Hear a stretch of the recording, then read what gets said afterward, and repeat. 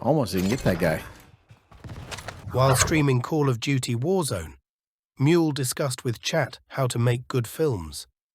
And by the way, make sure to give us a follow on Twitch for our live streams. Here's the thing, man. If you write a good, compelling story, your agenda will be in the story, but it will almost be incredibly difficult to see what your agenda was other than telling a good story. And quite honestly, the best stories are very simple, clear messaging. Very simple, good versus evil, right versus wrong. And unfortunately, in the world we live in today, everything has to be confusing and clouded. You know, as Yoda says, the dark side clouds everything. Dark side clouds everything. That's what a lot of people feel like it has to be, or it has to be the anti-hero. And while there's a place for that, you know, it's just become so prevalent that if that is the agenda they're wanting, rather than telling a good story, you lose the audience. There's a great saying from a guy that I follow on marketing, and I love this saying. And it's very true because the way his marketing is called Story Brand. But his saying that I love is, you confuse, you lose. Clear, simple messaging always wins.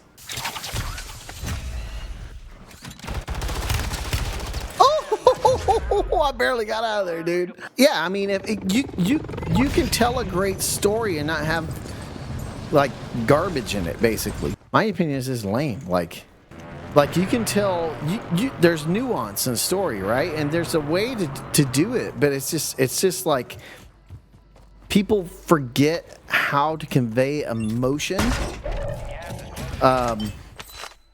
They forget how to convey emotion other than just telling people everything.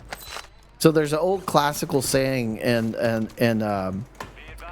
like videography or basically production, which is show don't tell, right? It's an old classic mantra. It's the way a lot of old school films were done. Is you show, you don't tell, and there's plenty of ways to do that. And a classic example of that is the Mandalorian season 1. All right, I'm going to give you a great little picture here. Mando, being a ruthless bounty hunter, has his bounty. Feels kind of bad that he's going to be turning in Grogu, right? He turns him in. He sees that the kid's scared, kind of second guessing himself. He goes to his ship, the Razor Crest, and he reaches over to grab his control to move, and he sees that the ball is missing that he gave the kid to play with. And there's a moment of hesitation as he reaches across to grab it, right? And you see his head kind of just slightly move, kind of like a, you know, as he's thinking.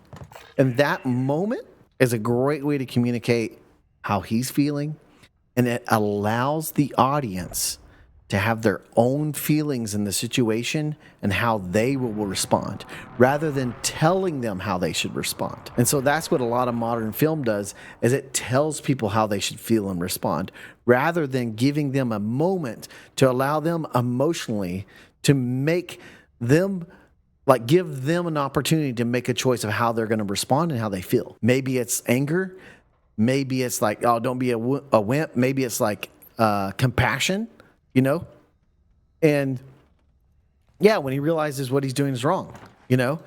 So it allows the audience to see that, right? And to look at it and think, oh my gosh, yeah, dude, that's such a hard, like, he's got his whole group of Mandalorian brothers. What's he going to do with them? He can't disappoint them. He's going to out them if he doesn't stick to the code, right? And the bounty hunter code. If he doesn't stick to the bounty hunter code, what's he going to do? Like, he needs money to help, like, keep funding things. And that's the thing. When you watch films that are some of your favorite, just watch now from what I just told you. See how many times they allow you moments to where you can emotionally make you can basically in your own mind react how you want to react rather than them telling you how you should react. And that's why, like, I will say Prime horror films have to do that.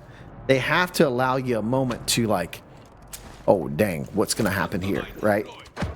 Like, they have to be able to convey that in a way that's nonverbal.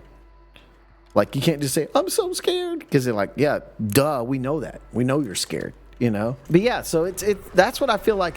When you watch The Acolyte, when you watch the sequels, just watch them now from that perspective, and you'll see what I mean, where, you know, they're basically, and it's not to say I don't enjoy dialogue, but they're talking you to death because they're telling you how you should feel and how you should think about a situation, rather than showing you a scene, showing you something, and allowing you to come to your own conclusions. The way you should feel, the things you should feel, the way you should think about a situation.